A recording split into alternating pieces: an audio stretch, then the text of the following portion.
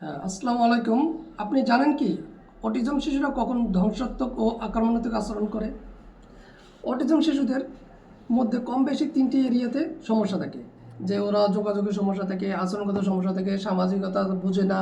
হ্যাঁ, অটিজম যে শিশুরা যে শিশুদেরকে যদি আমরা নাম ধরে ডাকি তাহলে তারা সাড়া দেয় না, কথা শুনেও না শোনার ভান করে, একা একা থাকতে পছন্দ করে, জড়িয়ে ধরা বা আদর করা বা স্পর্শ করা পছন্দ করে না, টাটা দেওয়া, সালাম দেওয়া, হ্যান্ডশেক করা, বাই বাই বলা, হ্যাঁ, যে এই কাজগুলো করতে পারছে না।